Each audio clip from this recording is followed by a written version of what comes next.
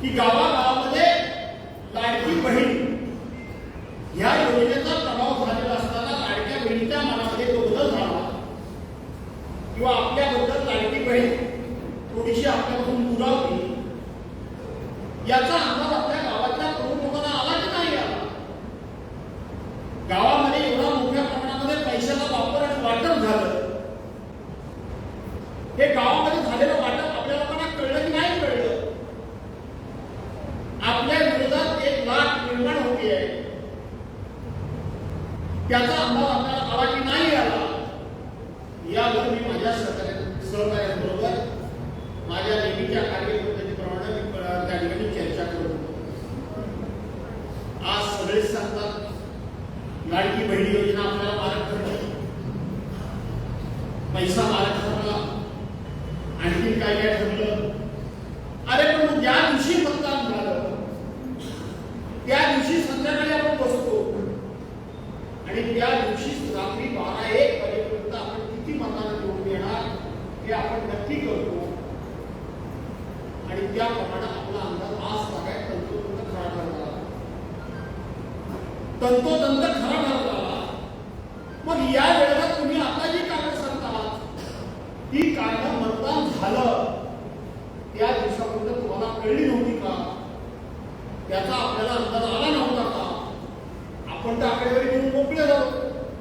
गावामध्ये 500 मतदान झाले, 500 पैकी 300 आपलं, 100 याचं त्याचं, 22 त्याचं 25चं, हे बाकी सगळं मतदान आपलं. हा अंदाज आपण दिला आणि त्याची आकडेवारी आपण मांडली. त्या दृष्टीनं आपण आपला अंदाज आपण किती मतांना निवडून येणार हे ठरवलं. हे आपला रिझल्ट आल्यानंतर जे गोष्ट तुमच्या लक्षात आली ती गोष्ट मतदान होईपर्यंत किंवा मतमोजणी होईपर्यंत तुमच्या माझ्या लक्षात कशी आली नाही याच्यावर आपण चर्चा केली. या विषयात थोडासा आपण खळ केला आणि मग माझ्या लक्षात असं आलं की शेवटी गावाच्या बाहेर गावाचा कोणतरी एक रखवालदार असतो. तो गावाची रखवाली करत असतो. तो रखवाली करत असताना तो गावाच्या विषयावर ठामपणे काठी टिकून उभा असतो की माझ्या गावामध्ये कोण येतंय, कोण नाही, कोण प्रवेश करतंय, कोण करत नाही आणि माझ्या गावाची रखवाली करण्याची माझी जबाबदारी आहे हे त्या रखवालदाराला माहित असतं. आणि जोपर्यंत तो रखवालदार जागरूक असतो, जोपर्यंत तो रखवालदार सावध असतो, तोपर्यंत त्या गावामध्ये काही हालचाली होतात की नाही होतात या आमच्यापर्यंत ताबडतोब कळायचा मार्ग म्हणजे रखवालदार. त्याला जर असं वाटतं की माझ्या गावामध्ये काहीतरी उलटपालट होणार आहे तर तो तात्काळ त्या ठिकाणी पोहोचतो. जो कोणी वेडा वाकडा वागणार आहे, काहीतरी उलटसुलट करणार आहे त्या बैठकीमध्ये ताटपणे जाऊन बसतो. एखाद्याने आपल्या उमेदवाराच्या विरोधात जर अपप्रचार केला तर त्या बैठकीमध्ये बसून तो त्याला प्रश्न विचारतो. माझ्या आमदारानं, माझ्या पदाधिकाऱ्यानं, माझ्या उमेदवारानं ही केलेली विकास कामं तुम्ही केली नाही म्हणून कसं सांगता? त्यांच्यावर खोटा तुम्ही आरोप करताय, तो आरोप खरा करून दाखवा. हे ताटपणे, खंबीरपणे, निर्भयपणे त्या बैठकीमध्ये जाऊन आपल्या विरोधातल्या माणसाला जा विचारण्याचं काम तो रखवालदार करत असतो. आणि तो शिवसेनेचा एकमेव रखवालदार म्हणजे गावचा शाखा प्रमुख असतो हे लक्षात ठेवा. गावागावात जिथे शाखा प्रमुख हा सतर्क आहे, जागरूक आहे, तो अभ्यासू आहे, तो आक्रमक आहे, तो निर्भीड आहे आणि तो निर्भय आहे. त्या गावामध्ये सदासजी संदीप कोलगे कोणाला शिरकाव करता येतो? करता येत नाही. त्या गावामध्ये सदासजी कोणाला शिरकाव करता येत नाही आणि म्हणून मी पहिल्यांदा माझ्या मतदारसंघाची उजळणी घेतली. माझ्या मतदारसंघाची उजळणी केली की एक दिवस बैठक बोलावली आणि मी सांगितलं की फक्त शाखा प्रमुखांनी या. जसं की आज सांगितलं फक्त शाखा प्रमुखांनी या. आणि माझ्या स्वतःच्या मतदारसंघामध्ये आलेले शाखा प्रमुख त्यांची पाहिल्यानंतर मला अत्यंत काळजी वाटली की ही उपस्थिती चिंताजनक आहे. माझ्याकडे पूर्ण विदर्भ आहे.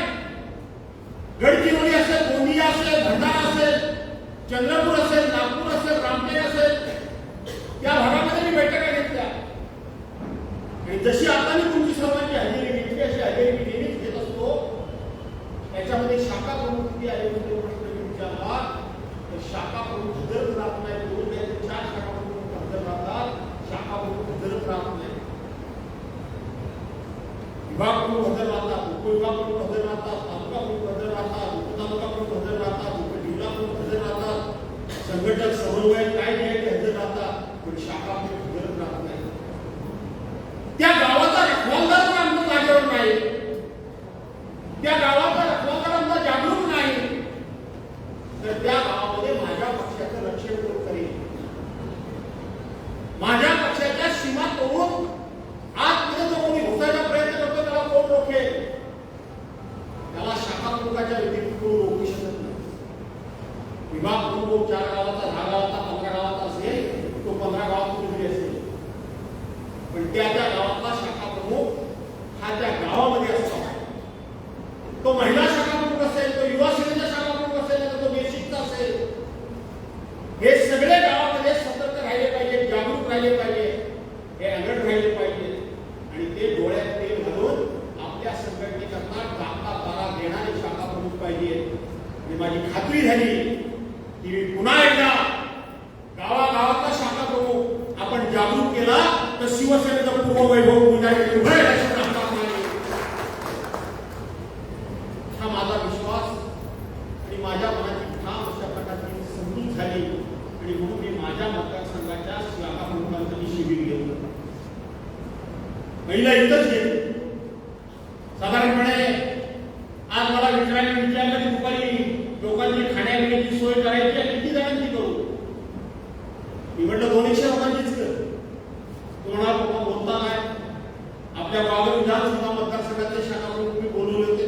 तुम्ही त्या हिशोबाला 250 सांगितलं. मिनिशेट कापडीने 500 पर्यंत नेलं आणि शेवटी 700 लोकांचा खाण्याची सोय करता करता नाटी आले. तुला आठवत असेल सतीश, भैया तुला पण माहिती आहे त्याची धावपळ उडालेली.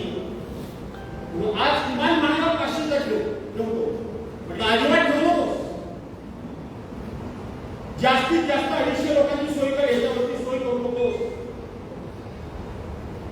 सगळ्यांनी आता मला मार्गदर्शन केलं. माझ्यासमोर फार मोठं धर्मसंकट उभं आहे. जिल्हा प्रमुख दत्तात्रय म्हणाले भास्करराव जरा शांततेत घ्या. बाळासाहेब कर्तव्य मानेनी सांगितलं सावधपणे उपदेता पण थोडं शांततेने घ्या. मला वाटतं मी माणसाचं ओढ्यातच जास्त काम करतो काय. 40-50 वर्ष माणसं माझ्याकडून चिकटलेली काय? एवढ्या काळात चिकटलेली आहे. भास्कर जाधव बरं काय वाटलं बोलत नाही, खरं काय ते बोलायचं धाडस जास्त बोलावं. कोणाला बरं वाटेल यापेक्षा खरं काही बोलण्याचं धाडस हे आवडतं नाही तुम्हाला? माझा प्रश्न आहे पदाधिकाऱ्यांना, बसलेल्या सगळ्या पदाधिकाऱ्यांना, कुठल्या पदाधिकाऱ्यांनी एखाद्या 4 माणसं बरोबर घेऊन आणतो सांगा? एक पदाधिकारी 4 माणसं पुढे घालून आणत नाही. स्वतः फक्त गाडीतून एकटे येतात आणि इथं आल्यानंतर बाकीच्यांना मार्गदर्शन करतात.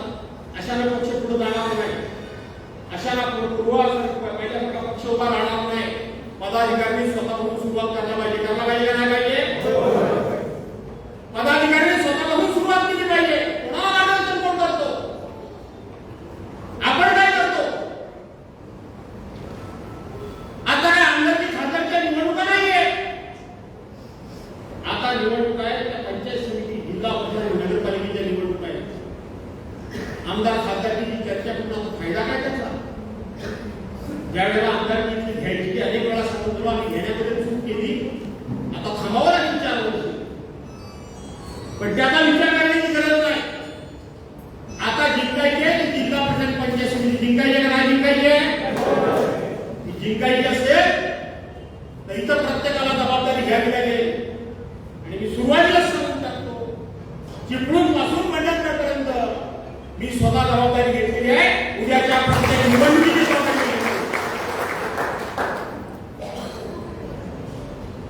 निवडणुकीची जबाबदारी आपण घेतलेली आहे. मी मगाशी हजेरी घेतो.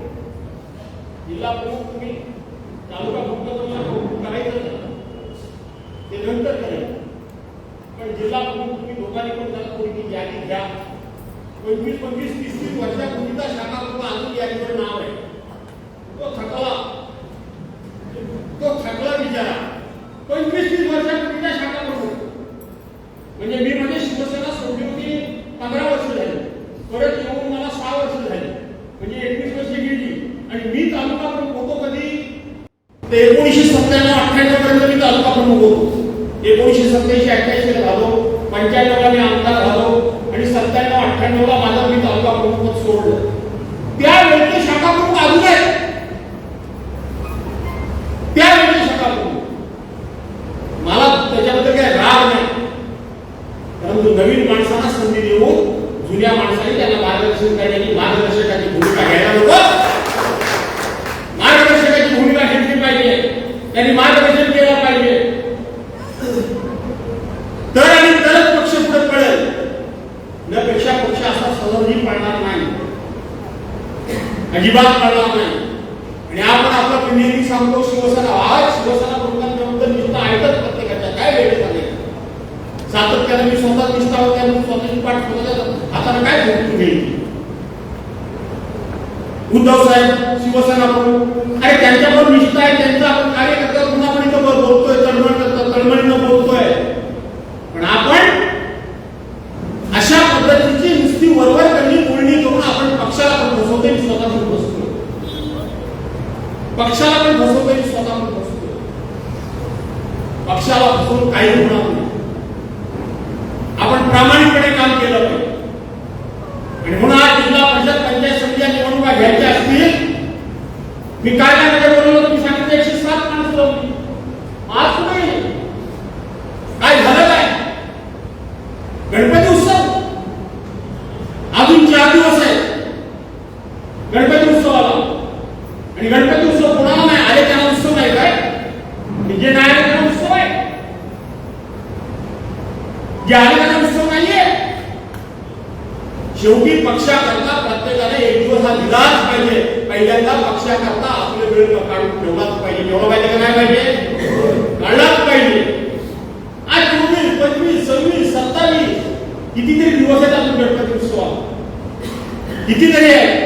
ती कारणं फक्त सांगायचं आता गणपती उत्सव होऊन जाऊया, मग घेऊया, मग काय येईल गणपती उत्सव घ्यायचं काय येईल? पितृपक्षी येईल. मग ते पित्र मागे बसलेले असतात, त्या दिवशी काय करायचं नाही.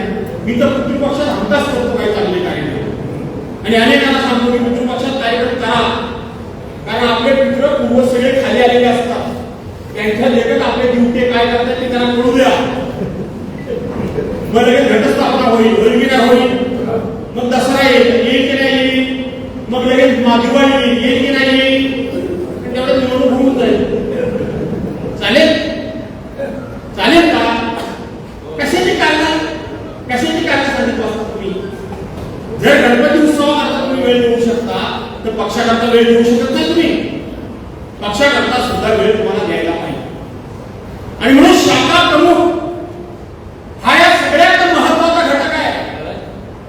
सगळ्यात महत्वाचा घटक. जर शाखा प्रमुख जागरूक असेल तर ते गाव शिवसेनेच्या पाठीमागे गंभीरपणे उभं राहणं हे अनेक जुने शाखा प्रमुख सांगू शकतात. ज्या वेळेला राजकारणामध्ये त्यांना कुठल्याही प्रकारचं स्थान नव्हतं, ज्या वेळेला राजकारणामध्ये त्यांना कुठल्याही प्रकारचा मान नव्हता, सन्मान नव्हता, मोठमोठी माणसं राजकारणामध्ये त्यावेळेला टॉपला होती, त्यावेळेला साधा शिवसेनेचा शाखा प्रमुख सुद्धा शाखा प्रमुख म्हटलं की छातीची 2 बटणं उघडी देऊन असा खुल्यापणे समोर उभा राहायचा तो शिवसेनेचा शाखा प्रमुख. आज शाखा प्रमुख गावामध्ये गेल्यानंतर कुठे असतात? आज गावामध्ये गेल्यानंतर एखाद्या कार्यक्रमाला गेल्यानंतर संतोष फेरडे हजारो माणूस सांगतात, साहेब तो मागे म्हटलं तो आपला शाखा प्रमुख आहे, जाताना त्याला हात करून जा नाही तर तो रागवेल. ही परिस्थिती गावागावात संतोषी फेरडे आहे का नाही? तो रागवेल का? तो मागे बसलाय. आणि त्याच्या गावात मी आलो, त्याच्या गावात मी आलोय, तो असा तळपत राहायला पाहिजे, तसं नाचत राहायला पाहिजे, त्या पायाला भिंगरी लागलेली पाहिजे, त्याच्या हाताला आग लागलेली पाहिजे. माझ्या पक्षाचा कार्यक्रम आहे, माझ्या पक्षाची बैठक आहे, माझ्या पक्षाचा नेता येतोय, माझ्या पक्षाचा लोकप्रतिनिधी येतोय. गावामध्ये आज माझ्या पक्षाच्या नावाचा आवाज दुमदुमणार आहे. तो शाखा प्रमुख गावात जर त्या ठिकाणी अशा पद्धतीने तळकत राहिला नाही, तो एका कोपऱ्यात बसला तर गावात त्याला कोण विचारणार, कोण विचारणार आहे. पण आणखी त्याची काळजी काय घ्यायची तर जाताना आमदारांना हात टाकून नाही म्हणून तो रुसायला दुसरे दिसेल. असे शाखाप्रमुख नाही पक्ष पुढे जाऊ शकत, असे शाखाप्रमुख नाही पुढे पक्ष देऊ शकत. अशा पद्धतीचे पदाधिकारी सुद्धा पक्ष पुढे घेऊन जाऊ शकत नाही, नाही घेऊन जाऊ शकत. आमची फक्त मर्जी सांभाळली म्हणजे पक्ष पुढे जात नाही. त्याने गाव उभा केला पाहिजे, पाठीशी गाव उभा केला पाहिजे. म्हणून ते काम करण्याचं काम शाखाप्रमुख करतो. शाखाप्रमुखांनी काय करावं हे तर विचार माहित नाही. पूर्वीचा शाखाप्रमुख गावामध्ये जर एखादा पोरगा पहिल्या दुसऱ्या तिसऱ्या नंबरने पास झाला तर रान फुल घ्यायचा. कोणाच्या तरी बागेतलं बाग कुठली जळलं, झाडावर एखादा फुल लागलेलं असेल त्याला आंब्याचं पान गुंडाळायचा, दोरा गुंडाळायचा, बरोबर नंतर कदम गुंडाळायचा. आपल्या गावातले दोन माणसं तो बरोबर घ्यायचा आणि त्याला भेटायला जायचं, त्याचं अभिनंदन करायला जायचं आणि सांगायचा मी उद्धव साहेबांकडनं आलो, मी आदित्य ठाकरेंकडून आलो, मी भास्कर दादांकडून आलो, मी दत्ता काकांकडनं आलो आणि मी बळीराम गुजरांकडनं आलो, माझ्या पक्षाच्या वतीनं तुमचं अभिनंदन. तो जायचा. आज कोणी कुठे पोहोचत नाही. एखाद्या ठिकाणी अपघात झाला तर शिवसैनिक प्रत्येक धावतातच, पण गावामध्ये जर एखादी दुर्घटना घडली, 4 लोक जर तुम्ही एकत्र केलं शाखाप्रमुखांनी आणि घेऊन गेले की सांगितलं माझ्या जिल्हा प्रमुखाचा फोन आला होता, माझ्या आमदाराचा फोन आला होता की अशी गावामध्ये दुर्घटना घडलेली आहे, ज्या गावामध्ये त्यांचं सांत्वन करून या आणि मी त्यांच्या वतीनं तुमचं सांत्वन करायला आलो. त्यांच्या मनामध्ये शिवसेनेबद्दलची आस्था निर्माण होणार नाही, आस्था निर्माण होणार नाही का? 100% त्यांच्या मनामध्ये होईल.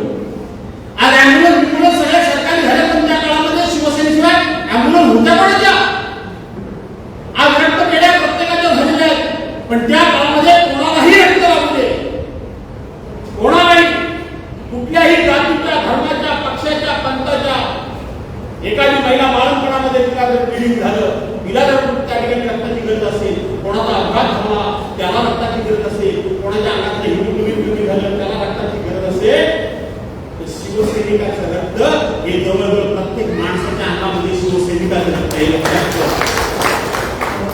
ही सेवा उभी करण्याचं काम शिवसेनेनं केलं. आज वयांच्या पुस्तकांचं महत्व तुम्हाला नसेल कमी वाटत असेल, पण ज्या काळामध्ये वही बघायला मिळत नव्हती, ज्या काळात चष्मा शिबिरं गावाला व्हायची, चष्मा घेणं सुद्धा अवघड असायचं, त्यावेळेची शिबिर असतील, वैद्यकीय सेवांचं शिबिर असतील, ही शिबिरं करून लोकांचं मन जिंकण्याचं काम हे शिवसैनिकांनी केलेलं आहे, त्यावेळेच्या शाखाप्रमुखांनी केलेलं आहे. आताच्या शाखाप्रमुखांना आम्ही नेमकं काम काय करावं हेच माहित नाही. त्यांचा दोष आहे असं नाही, त्यांचा दोष आहे असं नाही. सगळे मला सांगतात मी बरोबर बोला, मी तुला बरोबर बोलायचा प्रयत्न करतो, नाही असं नाही. पण नुसतं बरोबर करून काही जातात तर काय होणार नाही, काही होणार नाही. मी सांगितल्याप्रमाणे पदाधिकारी कुठल्या पदाधिकारी 4 माणसं पुढे भरवायचे ते सांगा. आम्ही दुसऱ्याला सांगतो की ह्याला घेऊन येत नाही, तू किती आणलीस काय येत का नाही लोक. ही पद्धतच मोडली, ही परंपराच निघाली आणि मोडीत निघाली आहे. पूर्वीच्या काळामध्ये महिनाभर पाहिजे सुरू पाहिजे तुम्हाला मिळावा असायचा.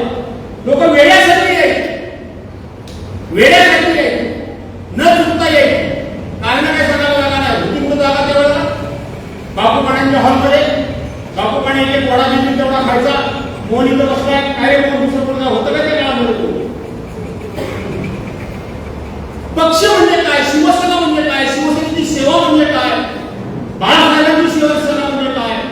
आज आपला पक्ष सर्वांनी चोरलाय. काही लोक आजही आज देशामध्ये राम उठलाय. मतचोरीचा विषय देशामध्ये एवढा गाजतोय मतचोरीचा विषय.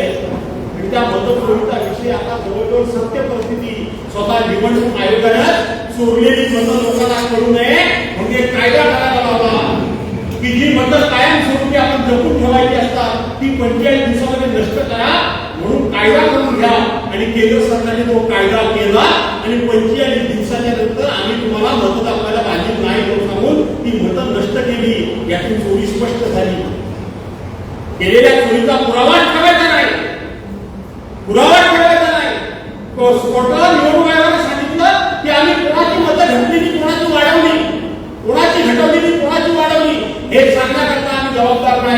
हे सांगायला आमची जबाबदारी तुम्हाला आम्ही सांगू शकत नाही का?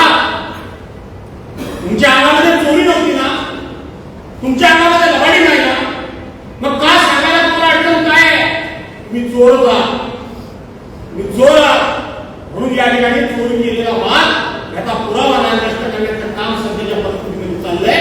आणि त्या सत्तेकडे काही लोक जायला लागले, काही लोक जायला लागले. ज्यांना ईडीची भीती आहे, ज्यांना इन्कम टॅक्सची भीती आहे, ज्यांना सीबीआयची भीती आहे, ज्यांना एनआयएची भीती आहे, ते जातात तर जातात. पण ज्यांचा काय काळीचाही संबंध नाही ते पण जातात. सुशिक्षित लोक ते सुद्धा जात आहेत. कशा करता जात आहे? या देशाची लोकशाही पूर्वाला ज्यांनी काढली त्यांना समर्थन देण्याकरता जात आहे. कशा करता जात आहे तुम्ही? सगळं काय कशा करता चाललाय तुम्ही? कशा करता चालला? स्वार्थ स्वार्थ स्वार्थ स्वार्थ म्हणजे किती स्वार्थ असायला पाहिजे? या देशाच्या प्रती आम्ही काहीतरी देणं लागत नाही? या देशाची लोकशाही आम्हाला वाचवायला नको? या देशामध्ये जे सगळं अन्याय अत्याचार सगळं चाललंय त्याच्या विरोधात कुणीतरी उभं राहायला नको? काल परवा केंद्र सरकारने एक बिल मांडलं. काय मांडलं? की 30 दिवस आतमध्ये कोण राहील त्याला पदावर ठेवायचं नाही. तो डायरेक्ट 30 दिवसाच्या आतमध्ये कुठेही न्याय न मागता तो पदमुक्त होईल. तो पदमुक्त होईल.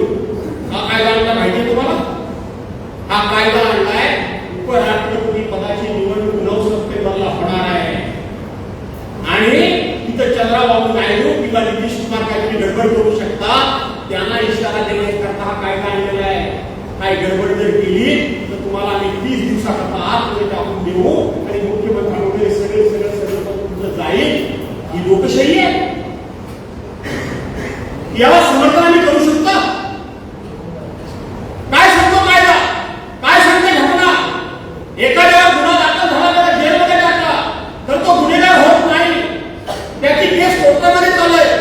कोर्टामध्ये चालल्यानंतर तो दोषी की निर्दोष ठरेल त्याच्यावर, म्हणजे तो गुन्हेगार आहे की नाही त्याच्यावर दोषी आहे की निर्दोष आहे ते ठरेल. पण हा कायदा सांगतोय की इथं दोषी विशिष्ट होण्याचं काही कारण नाही. निर्दोष आहे की दोष आहे माहित नाही. 30 दिवस आतमध्ये घेऊन फक्त टाकला की संपलं काम. आज जवळजवळ हजारो लोक 30 दिवस काय 3-4 वर्ष जेलमध्ये आहेत या सरकारच्या कारकिर्दीमध्ये. आपल्याला सगळी नाव माहित नाही. आपल्याला फक्त खासदार संजय राऊतांचं नाव माहिती आहे. आपल्याला फक्त गृहमंत्री अनिल देशमुखांचं नाव माहिती आहे. आपल्याला फक्त नवाब मलिकांचं नाव माहिती आहे. पश्चिम बंगालमध्ये किती माणसं आतमध्ये जाऊन बघा. किती माणसं आतमध्ये जाऊन बघा. विरोधी पक्षाची माणसं सकाळ संध्याकाळ आतमध्ये जात आहेत. आज महाराष्ट्राच्या मंत्रिमंडळामध्ये असलेले मंत्री, आजच्या सरकारमध्ये असलेले आमदार, खासदार, या प्रत्येकाच्या पाठीमागे चौकशीचा ससेमिरा लागला होता की नव्हता? या सगळ्यांना भ्रष्टाचारी म्हणून भारतीय जनता पार्टीनं त्या काळामध्ये त्यांच्यावर आरोप केले होते का नव्हते? हे सगळे तिकडे गेले. तिकडे गेल्यानंतर स्वच्छ झाले. भुजबळाला 2.5 वर्ष जेलमध्ये राहावं लागलं. 2.5 वर्षानंतर ते सरकारमध्ये गेले आणि आता त्यांची फाईलच गायब झाली. ईडीचे लोक सांगतात आमचा आरोप त्यांच्यावर काय होतो आम्हाला आठवतच नाही. अजितदादाची 70,000 कोटीची फाईल कुठे गेली सापडत नाही. सरनाईक काय प्रताप सरनाईक ते निर्दोष झाले का काय झाले? भावना गवळी निर्दोष झाल्या. काय झालं संजय राठोडचं? पूजा चव्हाणच्या संदर्भामध्ये त्याचा खून केला म्हणून मंत्रिमंडळात काढायला लावलं. त्या पूजा चव्हाणला आता त्या संजय राठोडला मंत्रिमंडळामध्ये घेतलं. कुठे बोलणाऱ्या कुठे आहेत? कुठे काय झालं? विजय कुमार गावितांचं काय झालं? 10,000 कोटी रुपयाच्या राधाकृष्ण विखे पाटीलच्या भ्रष्टाचाराचं काय झालं? काय इतकंच कशाला? परवाच्या दिवशी नाशिकमध्ये सुनील बाबूल आणि कोणते शहर प्रमुख त्यांचा पक्ष करून घेतला. काय झालं? थोडीशी भानगड झाली. त्यांच्यावर चोरीचा गुन्हा टाकला, आरोप केला. ते भारतीय जनता पार्टीमध्ये गेल्याबरोबर ती केस विड्रॉ करण्यात आली. कोणाला आम्ही मदत करणार आहोत? आम्ही मदत कोणाला करणार आहोत याचा विचार करण्याची वेळ आली. आणि म्हणून ही जिल्हा परिषद पंचायत समिती जिंकायची असेल मी तुम्हाला आज सांगतो, भले तिकडे जात आहे गेले, पण तुम्ही जर साथ मला दिली तर 100% या जिल्हा परिषद तुम्हाला पोचावं लागेल, तुम्हाला लोकांचं प्रबोधन करावं लागेल, तुम्ही लोकांना सांगावं लागेल, धीर सोडू नका, धीर सोडू नका. मी काय धीर सोडण्याचा नाही का सोडू, काही धीर सोडण्याचा नाही. आणि तुम्हाला पण सांगतो कुठे गेले हे गुळगुळीत काही चाललंय ना, काय हो ते साहेब करायचं गवर आली गणपती आला, आता कसं काय जमली लोक म्हणजे वेळेवर यायला शकलं पाहिजे. गवर आली गणपती आली राहून चालणार नाही, काय काय काय करायला लागेल, रोज पाठवून हात फिरवायला लागेल, काय होईल होणार आहे काय. मला तर वाटतं तो काम करेल त्याला जवळ ठेवा, काम करायचं त्याला मोकळा करू नका. असं जर कोणाला वाटत असेल की माझ्याशिवाय काही चालणार नाही, हे असं नाही करून चालत. कुठलंही संघटन, कुठलाही व्यापार, कुठलाही व्यवसाय, कुठलाही पक्ष, कुठलंही कुटुंब ही सडक भूमिका निश्चित करत नाही तर भिडे भिडे आता परवा खोट बोललो, आता भिडे भिडेवर नाही तर भिडे जिंकतील नाव घ्यायचं म्हणतील. असं होतं का माझं महिलांच्या बाबतीत सुद्धा तुम्ही भाषण जोरात करता पाहिजे. आल्याबरोबर इथे किती महिला होत्या, कुठं होत्या, सगळ्या गणपतीला गेल्या. आपण गणपती झाले तर किती मग बघू किती येतात. असं नसतं. गणपतीने काय कुठला आलाय, गणपती कुठला आलाय, काय गणपती कधी आहे मग आहेच घरात, तू येणार नाही. ज्या आले त्यांच्या घरात गणपती नाही काय नाही. कुठे गणपतीला कुठे महिला तुमच्या, कुठे शहर कुठे तुमच्या महिला आहेत कुठं. प्रत्येक पदाधिकारी शिंगल येतो, शिंगल 4 माणसांना पुढे घेऊन आणायचं काम करत नाही. हे काय कोणाचं लग्न नाहीये, पक्षाचं काम आहे. 4 माणसांना पुढे घेऊन आणलं पाहिजे, चला म्हटलं पाहिजे. कुणी म्हणायचं नाही, म्हणायला फक्त मला उमेश सरपंचाला धन्यवाद दिले पाहिजे, त्याचे युवा सेनेचे तरुण मोठ्या प्रमाणामध्ये आहे ते मला मान्य करायला. बळीराम गुजर तुमचं काम अतिशय चांगलं आहे. वाटला होता साधा शाखा तालुका प्रमुख आहे, पण खऱ्या अर्थानं शिवसेना प्रमुखांच्या विचारावर भारी झालेला तालुका दत्ता कदम आणि हे बळीराम गुजर अतिशय चांगले पदाधिकारी या भागाला मिळालेले आहेत. स्वतः प्रत्येक ठिकाणी जातोय, स्वतः प्रत्येक ठिकाणी दखल घेतोय, स्वतः प्रत्येक गोष्टीची नोंद घेतोय. मी बघितलं परवाच्या दिवशी सुद्धा कुठे कोणाची गरड कोसळली, तालुका प्रमुख तिथे हजर आहे. पूल कोसळला, तालुका प्रमुख तिथे हजर आहे. आणि अतिवृष्टी झाली, तालुका प्रमुख तिथे हजर आहे. मी बघतोय स्वतः, पण तालुका प्रमुख म्हणून जरा वावरा, नुसते कार्यक्रम वावरून काय पाहिजे. तालुका प्रमुख म्हणून थोडस तालुका प्रमुख म्हटल्यानंतर त्याचा मान सन्मान असलेली नसतो. त्या भागातले जागा प्रमुख आहेत, त्या भागातल्या पदाधिकारी विचारा, संधी द्या. माझ्याबरोबर काम करायचं असेल तर मी आताच सांगतो तुम्हाला. दत्ता कदम जरी म्हणाले भाजपला कुठे लोक लांब राहतात, लांब नाही का, घाबरतात, मला घाबरायलाच पाहिजे. नको काय आपले येतात चौकात कधीतरी, सगळी मिटिंग आरती संपल्यानंतर पण येणार. पदाधिकारी जर असे वागायला लागले तर बाकीच्या लोकांनी कसं वागायचं. आणि म्हणून मला शाखा प्रमुखांची पुन्हा एखादी आता बघितलं 47 शाखा प्रमुख आलेले, 47 जणांच्या सह्या फक्त आहे. शाखा प्रमुख हा तुम्ही चार्ज करा. शाखा प्रमुखाला बाळासाहेब तुम्ही म्हणता त्या पद्धतीने तुम्ही जा वाढवायचं, माझं काय म्हणणं नाही, तुम्हाला मोकळी आहे सर्वांना. पण जिल्हा परिषद पंचायत समिती जिंकायची असेल तर मला असं वाटतं आपल्याला आपले पदाधिकारी यांना कुठेतरी चार्ज करावंच लागेल. नपेक्षा काही परिस्थिती चांगली नाही, नपेक्षा परिस्थिती चांगली नाही. हे आपण आपल्याला फसवतोय, आपण पक्षाला फसवतोय, आपण पक्ष प्रमुखांना फसवतोय, पक्ष प्रमुखांना फसवतोय. म्हणून आजचं शिबिर हे शाखा प्रमुखाचं महत्व, शाखा प्रमुख हा किती महत्वाचा घटक आहे. शाखा प्रमुखामुळे पक्षाला कसं यश मिळू शकतं. शाखा प्रमुख जर चांगला असेल तर त्या गावामध्ये आपलं स्थान किती बळकट असू शकतं. शाखा प्रमुख जर सतर्क असेल तर गावामध्ये होणाऱ्या सगळ्या घटना आहेत त्या आमच्यापर्यंत कशा पोहोचू शकतात आणि त्याच्यावर आम्ही मार्ग कसा काढू शकतो हे सांगण्याकरता म्हणून या शाखा प्रमुखांना या ठिकाणी बोलवलेलं. आजचं शाखा प्रमुखांना बोलवलं, कार्यालयामध्ये कोणा बसायला जागा नव्हती. हे जसं खरं आहे तशाच पद्धतीनं आपण सांगितलं होतं की गर्दी नको, फक्त शाखा प्रमुख तुमच्या हे लक्षात आलं असेल की शाखा प्रमुख किती ऍक्टिव्ह आहे. जिल्हा प्रमुख लक्षात घ्या, शाखा प्रमुख किती ऍक्टिव्ह आहे हे तुमच्या लक्षात आलं असेल आणि ते तुमच्या लक्षात यावं म्हणून गर्दी काय भास्कर दोन्ही मिटिंगला बोलली की गर्दी होते का नाही होते, त्यातून काही फायदा होत नाही. गर्दीपेक्षा तुमचे पदाधिकारी हे किती ऍक्टिव्ह आहेत ते आम्हाला बघणं गरजेचं आहे. आणि म्हणून आज या ठिकाणी आपल्या सर्वांना बोलवलं. गणपतीच्या आपल्याला शुभेच्छा तर देतो, गणपतीला तुम्हाला शुभेच्छा देतो, परंतु या गणपतीच्या निमित्तानं आणखी एक सगळ्यांनी महत्वाचं काम करायला पाहिजे. जे मी माझ्या मतदारसंघामध्ये सुरू केले, जे पूर्व विदर्भामध्ये सुरू केले, पूर्वी शाखा प्रमुखाचं गावागावामध्ये बोर्ड असायचा शाखेचा, आज असायचा की नाही रे? आता कुठल्या गावात शाखेचा बोर्ड आहे दाखवलं तर एकानं हात वर करा, एकानं हात वर करा.